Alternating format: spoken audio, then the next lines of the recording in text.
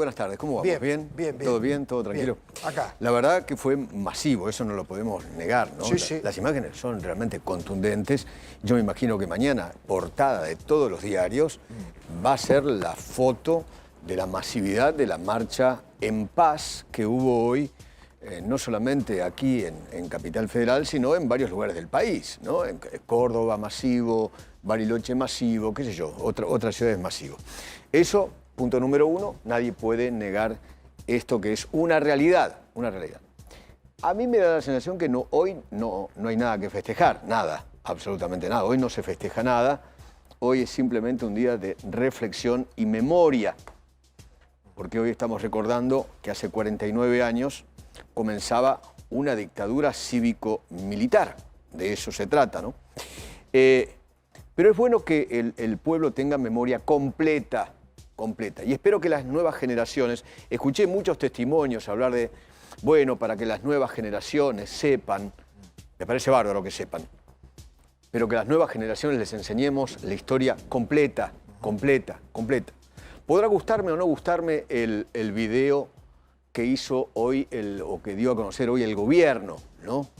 Pero qué sé yo lo que digo es que la memoria tiene que ser completa y lo que ocurrió desde fines de la década del 60, desde fines de la década del 60 y la década del 70 al 83 tiene que ser completa, porque no todo comienza en el año 76. Totalmente. No hubo 76 sin un 75, sin un 74 y sin lo que hicieron ERP, Montoneros y otras organizaciones subversivas en la República Argentina. No hubiéramos llegado al 24 de marzo del 76 sin todo lo que ocurrió antes, que fue un baño de sangre. Totalmente. Argentina fue un baño de sangre desde fines de los 60, 68, 69, hasta el fin de la dictadura militar. Un baño de sangre.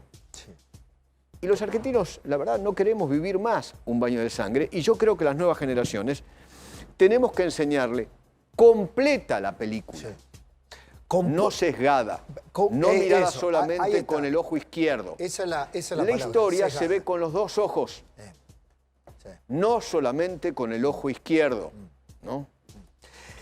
Contraposición, digamos, no es una historia a la que se les contrapone otra historia. No, de ninguna manera.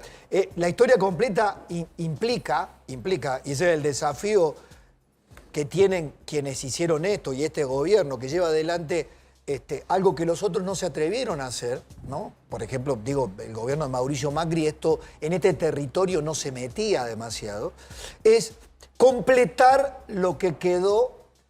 Nico aportaba algo muy interesante. No quedó olvidado en el juicio de la Junta, porque estuvo esa otra parte estaba presente en el juicio de la Junta, pero fue omitido totalmente con intencionalidad por la política. Cuando Néstor Kirchner pide perdón en nombre del Estado, cuando había habido un juicio de la Junta, cuando había habido un nunca más, cuando había habido un trabajo de la CONADEP, cuando se apropian políticamente de la historia, la empiezan a contar de manera parcial y sesgada. Claro. Y a utilizarla, y a aprovecharse, y a cooptar los organismos de derechos humanos, y a hacerlos propios, y a apropiarse de los símbolos.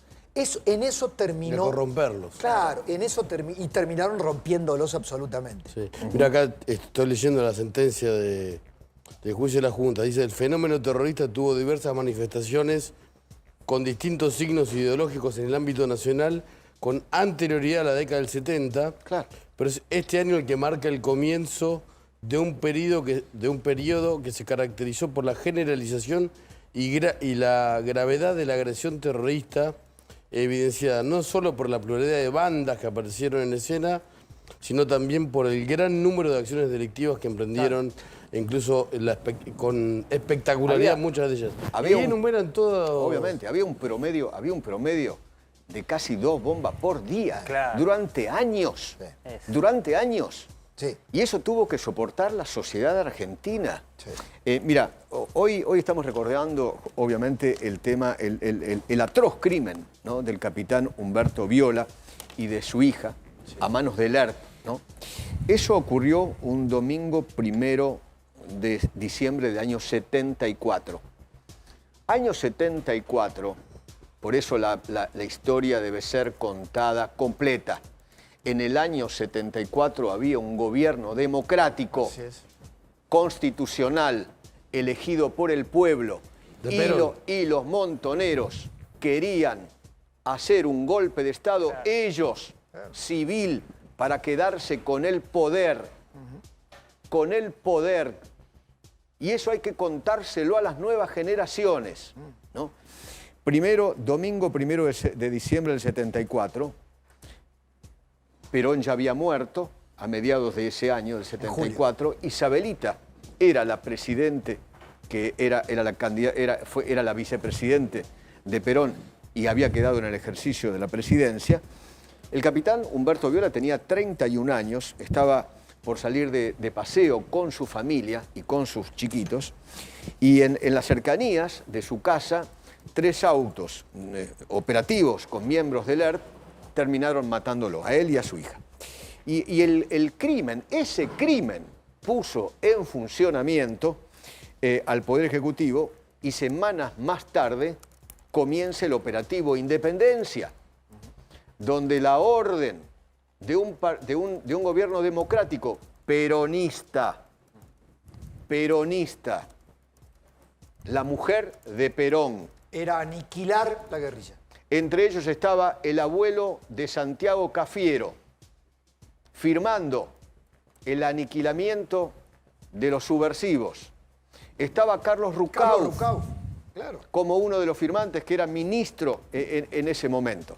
Ninguno de ellos se puede hacer los pelotudos, porque pidieron justamente aniquilar un gobierno constitucional, democrático, de ese signo que defiende la señora Cristina Fernández de Kirchner, de ese signo que defiende Kicillof, de ese signo político que defiende Máximo Kirchner, fue el que propuso. ¿Pero por qué nos cuentan la historia completa? El mismo ¿Por signo qué se hacen político los que después, boludos? el mismo signo político que después indultó. Pero claro, obviamente. Peor, que no integró la CONADEP. El peronismo Pero no integró la CONADEP. Exactamente. Quería la amnistía para los militares, para Vos fijate que militar. no hubo 76 sin 73. Te conté lo del 74. En el 73, Perón estaba vivo, estaba en España. Y quien era presidente aquí era el tío Cámpora. ¿Por qué se llama Cámpora o la Cámpora? Justamente en memoria del tío. ¿Qué hizo el tío? Traicionar a Perón. ¿Qué hizo el tío el 25 de mayo de 1973, entre otras cosas, que enfureció a Perón? Soltó a todos los tipos en la cárcel. De la cárcel de a todos los terroristas, liberó delincuentes. a delincuentes, terroristas, todo por igual. Justamente en ese gobierno constitucional, también elegido por el voto popular, ese gobierno estaba metido en un clima de violencia que se desarrollaba en el país, que no decaía en ningún momento, donde había ataques a cuarteles, asesinatos, secuestros y asaltos a bancos. Cuenten la historia completa. No hubo 76 sin 74, sin 73 y antes. ¿No? ¿Qué sé yo? Cuéntenla. Yo te leo la sentencia del juicio de la Junta. No estamos leyendo nada. El objetivo último de la actividad de los grupos guerrilleros fue la toma del poder político por parte de las organizaciones, claro, algunas de las cuales incluso intentó, como paso previo, a través del asentamiento de las zonas rurales de Tucumán ya mencionadas, la obtención del dominio sobre un territorio. Claro, Tucumán. Sí, a fin de ser reconocida como beligerante por la comunidad internacional. Esto es el gobierno democrático de Isabel ordena aniquilar justamente por Tucumán. Claro. Porque arrancaban por Tucumán hasta llegar a la casa de gobierno. Era el foquismo. Querían Tucumán era un la gobierno estrategia revolucionario. Claro. Ahora, pero ¿por qué no les cuentan a los chicos? Yo espero que las nuevas generaciones, o a las nuevas generaciones se les enseñe todo esto, ¿no? Porque la verdad, la historia... a ver, el relato no fue mentiroso. El relato que se hizo hasta ahora, yo no creo que haya sido mentiroso. Cuando vos omitís una parte de la verdad, mentís. Cuando vos sabés que omitís, dejás no estoy de acuerdo. deliberadamente una parte de la verdad, es una media verdad, es casi equivalente a una mentira. Por ahí equivocado Un soy yo. engaño. Fue creo deliberado eso. Yo creo que fue un relato sesgado. Bueno, sí. No creo que haya sido mentiroso. Contaron solamente una parte, usaron solo una parte de la historia para distorsionar la historia. Bueno, ¿De acuerdo? digamos, la Porque- mentira es el producto final. Porque si vos deliberadamente omitís una parte, estás ocultando la profundidad del fenómeno. Es posible. ¿Entendés? Es posible. Entonces yo te digo, pero Es posible. lo hicieron sutilmente Es diciendo, posible que yo esté omito, equivocado. Ahora- yo omito esta parte porque glorifico esta otra parte. Glorifico esta parte porque es la que me sirve a mí, a mis fines políticos. Y eso es lo que hicieron. Porque en lo que contaron, contaron bien la historia. Porque existió Sí, claro. un gobierno de facto, o existió un gobierno genocida, existieron los vuelos de la muerte, Obvio. existieron los robos de bebés, Eso. Claro. todo eso existió. Ahora, ¿lo magnificaron? Y qué sé yo, en las cifras sí, porque los propios protagonistas te cuentan que no fueron 30.000, que fueron, igualmente me parece un horror. Así hubieran sido 5, 25, Claro. 150.000, 30.000 o 60.000. Ponele el número que quieras. Es un horror Sí. que haya habido desaparecidos. La trampa del número es la trampa del negacionismo. Te quieren hacer entrar, cuando te fijan la fecha, que luego, bueno, fue objeto de revisiones y de debates, y vos cuestionás, entras en la trampa del negacionismo. Te dicen, no afirmás que son 30.000, sos un negacionista. No, ¿qué Algo negacionismo? estás ocultando. ¿Pero qué negacionismo? Bueno, pero viste, Pero ¿quién permeó puede negar- eso. Pero ¿quién puede negar que hubo robos de bebés? ¿Quién puede negar? Eso es ser negacionista. Ser Y que negacionista fue un plan sistemático. Desapareció un vuelo de la muerte. obviamente. Eso no robo se de puede bebé, negar de robo ninguna la manera, propiedad. como tampoco se puede negar lo otro. Claro. Porque lo otro te lo niegan.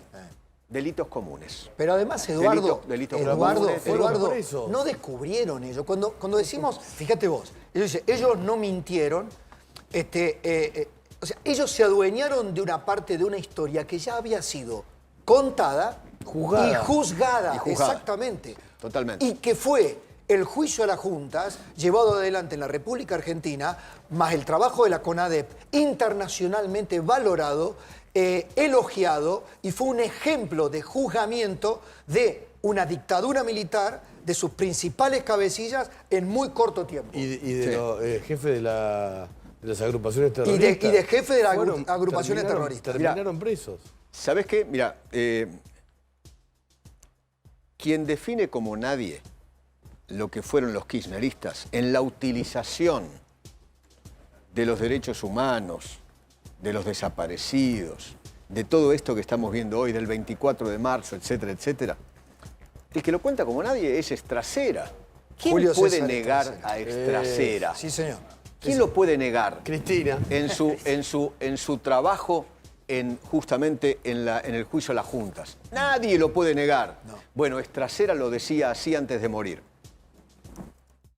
Lo que veo es la utilización política de los derechos humanos, derechos por los cuales los dos Kirchner jamás se interesaron. Claro. Las madres de Plaza de Mayo no pudieron ir a Santa Cruz mientras gobernando Kirchner. Yo tuve a la vista casi todos los habeas corpus firmados, presentados en aquella época, porque eran una prueba precisamente los habeas corpus Claro. rechazados en todo el país. No hay uno solo firmado por Néstor Kirchner o Cristina Fernández de Kirchner. Esto es un dato absolutamente Objetivo. preciso No les e importó inobjetable. nunca los derechos humanos, pero después les importaron cuando vieron que era un filón. No les importan los derechos humanos, realmente. Entonces esto me parece grave. Fíjese que habeas corpus firmó, bueno, Alfonsín se cansó de firmar habeas corpus, hasta Menem firmó habeas corpus en aquella época. ¿Por qué cree que algunos organismos de derechos humanos se han corrompido, doctor? Vea, yo no quisiera meterme Bueno, mucho por en eso este estoy tema, prejuzgando, además yo no estoy diciendo que se corrompieron. es preocupante, pero yo creo que algunos se los han comprado, otros creo que están equivocados. No voy a hacer individualizaciones ni nada, pero tiene un ejemplo. ¿Quiénes están entre los aplaudidores de primera fila? Qué lucidez, ¿no? Al poquito tiempo se murió. Esto es hacer memoria completa. Esto es lo que, por ejemplo, a los chicos en los colegios hay que mostrarles. A este señor que estuvo sentado ahí presentando todas las pruebas contra los genocidas. Hubo otras voces. Esto hay que mostrar. Sí. Hay otras cosas que hay que Fernández. mostrar en el Claro, colegio. claro. Esperá. Sí. Hay. Mira, para contar toda la historia, también hay que poner a Silingo, que contaba cómo eran los vuelos de la muerte. Claro. ¿No? Pone a Silingo. Y era a pie. El capitán Adolfo Silingo, ¿no? Era a Sí, pie. claro. Era a pie. Adolfo Silingo. Era a pie. La Armada Argentina decidió que los prisioneros que tenía en la escuela de mecánica fueran eliminados arrojándolos al mar desde aviones navales.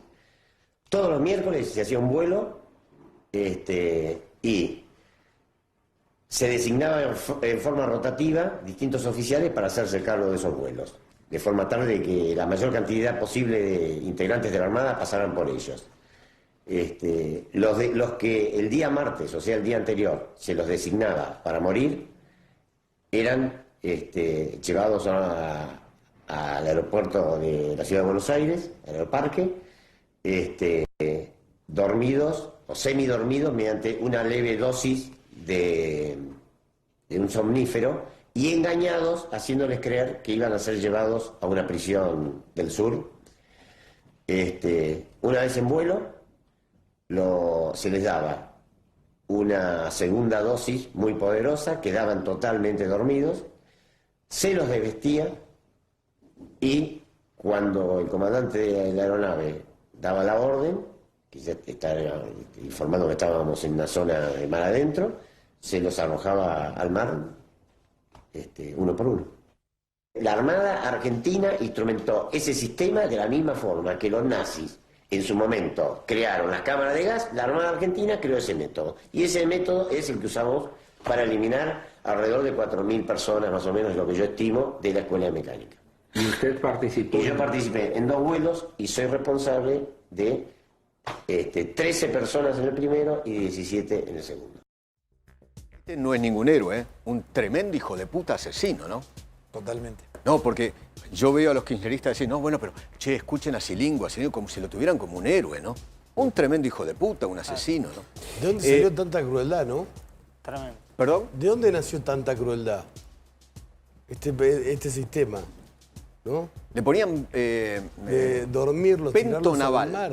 Le ponían pento naval Robarle para los dormirlos. bebés, robarle las casas. Eso Totalmente. es algo que nunca... Totalmente. Pento naval es pentotal naval. Pentotal hecho pentotal. por Armada. Ah, ok. Se llama pento naval. Ok. Si seguimos repasando y contamos la historia completa, mostremos también lo que decía, por ejemplo, María Luján Bertela, una ex montonera también, otra asesina, que cuenta cómo ponían bombas. Ponelo. Porque Montoneros había llevado adelante el atentado de Walter Klein y que en ese atentado se puso un explosivo en un domicilio donde había 4 niños entre 4 y 12 años. Y yo, que era algo así como su responsable de 21 años, él tenía 20, le dije, es la guerra, que yo había justificado a los 21 años un atentado terrorista porque la utilización de explosivos en el domicilio de una persona donde hay niños, ahora lo entiendo como un acto de terrorismo, antes no, y que fui captada ideológicamente por Montoneros a los 15 años, que los 15 años es una edad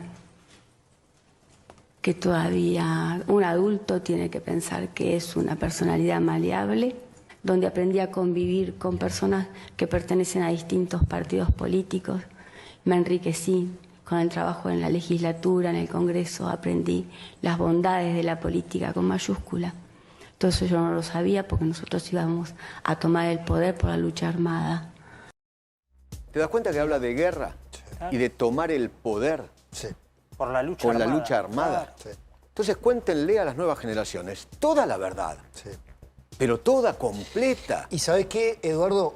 Viendo con detenimiento el video de 19 minutos de Santiago Oría y de Agustín Laje, que es el narrador, también uno tiene que situar la verdad, que termina siendo una mercancía política. La verdad termina convirtiéndose en una mercancía política.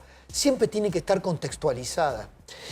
Y cuando esa mujer habla de ella a los 15 años, cuando uno recupera por las voces de nuestras propias familias cómo se vivía en aquel tiempo, ¿no te gusta ser definido como una guerra? ¿No te gusta la definición de guerra porque parece que está justificando al demonio?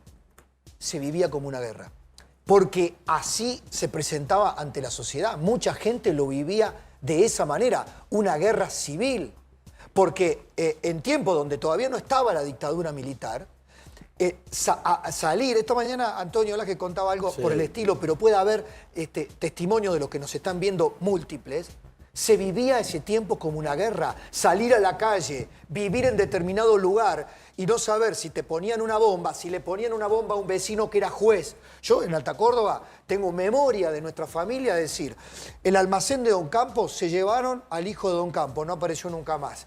En las 2 cuadras de Alta Córdoba vivía un juez federal, pusieron 2 bombas, no nos dejaban ir a jugar porque en esa calle era peligrosa. Eso era el tiempo de que se vivía como una guerra civil. Entonces, la verdad está aproximada al contexto en cómo vivía una generación o una sociedad en su tiempo. Y eso era, así se vivía.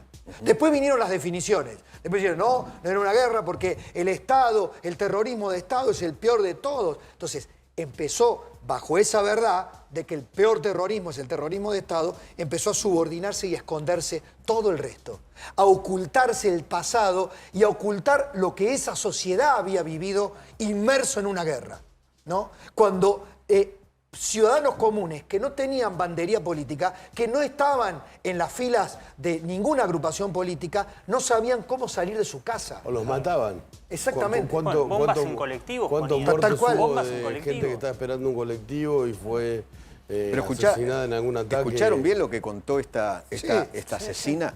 Claro. Esta hija de puta. No, porque ahora no, porque a los 15, qué sé yo. Tremenda hija de puta. Ponía bombas a los 21. A los 21 ya sabía muy bien lo que era poner una bomba y matar. Y ponía bombas, ella misma dijo, donde había chicos de 4 y 12 años. Imperdonable. Imperdonable. Como son imperdonables los robos de bebés, como son imperdonables lo que se te ocurra. Ese baño de sangre es imperdonable en la República Argentina. Pero no te olvides de algo también. De ambos bandos. Sí, sí. Porque eran 2 bandos. Sí. No les gustará. Para mí eran 2 monstruos. 2 monstruos. Los subversivos y los militares genocidas. 2 monstruos que tuvieron de rehén a esta sociedad durante años de años de años. Sí. Y gracias a Dios del 83 para acá eso se terminó. Y eso sí es para festejar, que eso se terminó. Y creo que todos los días nosotros tenemos que luchar desde donde estemos para que eso no vuelva más, ni de un lado ni del otro, ¿no? Porque hay muchos, viste, que tienen sueños húmedos con desestabilizar y voltear gobiernos. Pará. Así como lo hicieron los montoneros en el 70 y pico. ¿No es cierto? Sí. Así como lo hicieron los militares en el 76.